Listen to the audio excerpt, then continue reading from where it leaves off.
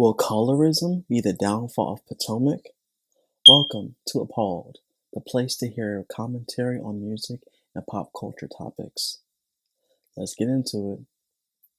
A new sneak peek for the reunion of the Housewives of Potomac came out today.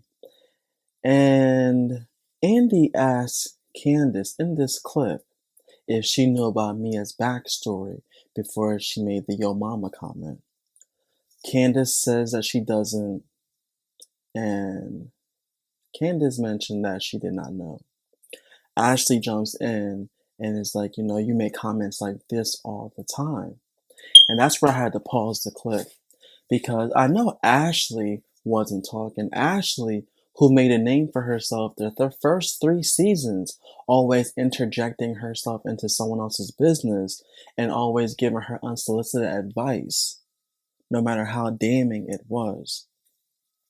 So then the other ladies, Giselle and Karen and Mia, kind of chimed in on the conversation, saying they're basically trying to say that Candace's mouth is just so much more reckless than any of theirs. And I was like, I know Giselle and Karen aren't talking because their mouths are reckless. So it's like, how can y'all sit here and talk about Candace and her mouth when y'all's mouth matches her energy? And it almost seems as if that these OGs can't take Candace. They just can't. Because at the end of the day, what it comes down to is the fact that they can never get Candace. When they're battling with Candace always throws that silver bullet, that monkey wrench into it, which just takes it to another level and has her winning most of her arguments. And they just can't do it. I'm sorry. Karen, you can say cute, clever shit, but you can't really hit someone where it hurts. You do try to, and on some of the occasions you do get to it, but it don't hurt. I mean, then you just last season was telling Robin that she should be concerned about the things that Juan is saying when he's drunk.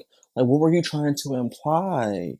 It's just like people just forget about the stuff that they say because at the end of the day, you can tell that these girls don't really care for Candace.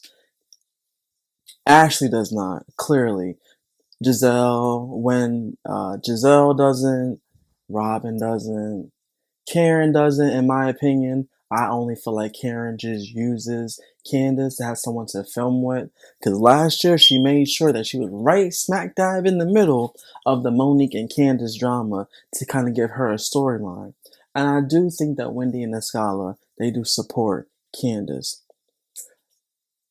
But this argument has some other underlying tones that I was picking up on. It seemed to me that a lot of the light-skinned women on this show can get away with murder, but when it comes to Candace, a dark-skinned woman, and even Wendy on some occasions too, they're aggressive. They just do so much more, it would seem, than their counterparts. And it's like we can go through the various seasons of the footage and see how all 4 of these light-skinned OG women have been equally aggressive, have been rude, have been downright dirty and disrespectful. And on a couple occasions almost fought.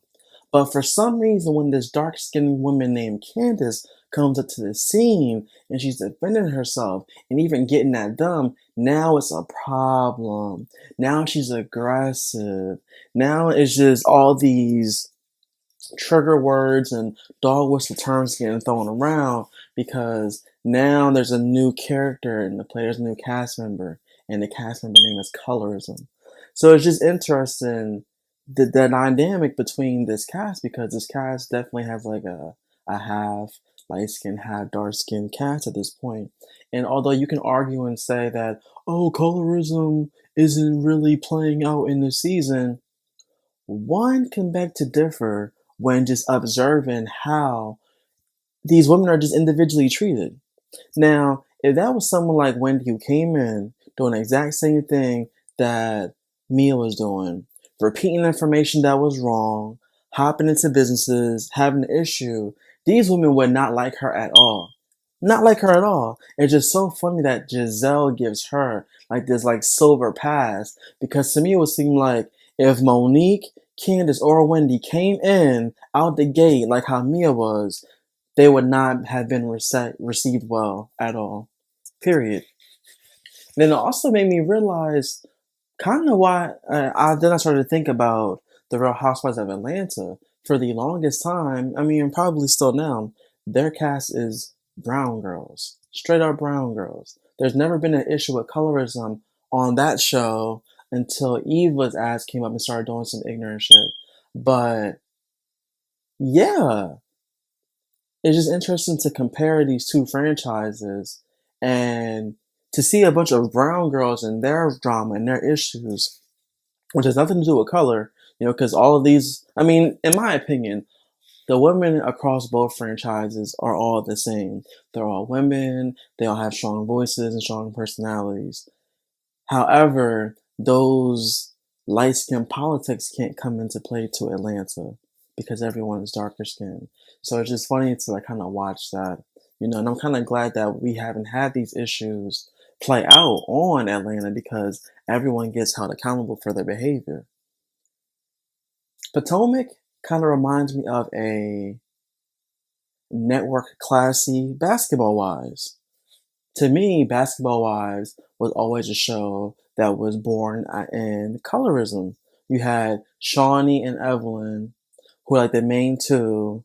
Yeah, Jen was attached to that clique too, but like she didn't really have no weight. She was a follower, and everyone seemed to be trying to follow up under this light skinned clique. And it's just so funny that majority of the women that Evelyn in this group had problems with were dark skinned women. Tammy, Royce, Kenya. I mean, I can keep going on. And like that didn't even change even with Basketball Wives LA. It felt like the same too. It's just like light skin versus dark skin. So, and while I feel like these shows are different a little bit, they do the same stuff, but I do feel like they're different a little bit. It's starting to remind me of the Basketball Wives type of energy where Robin and Giselle seem to think that they're like the popular girls and that everybody wants to be their friend and click up with them. Because clearly Ashley has joined on to that team too. And Karen to me is like a VIP member. She's in and out when she feels like it. But like that's the clique to be cool with. And that's the people to impress. And I'm really glad that Wendy, Escala, and Candace have been able to form a friendship. And like, I really hope that these three come back next season because I like their energy. I like watching them. They remind me of kind of like Portia and some of the girls that she were filming with. Just fun to watch. They bring the fashion. And like the drama for the most part is organic. I'm telling you, there's nothing worse about a reality show than like fake manufactured drama. There really isn't. So yeah, that's just what I noticed. I think the only way to really fix this problem is to make the playing field even. Have all of these girls, the stars included, be held accountable for the stuff that they say. So that the fans can be like, yo, colorism, yo, favoritism. Oh, why y'all shaming her but not her? Why y'all doing this and not that? It's like we have to get to a point where we're making things fair because then it's like it makes the show it makes it not enjoyable to watch. Like, who wants to sit around and watch a bunch of? I'm not trying to sit here and watch colorism for 45 minutes. I can go on real life and experience that. I'm not trying to sit here and watch the exploitation of colorism amongst a friend group. Like, I'm good on that. But we will see how the rest of the reunion plan pans out.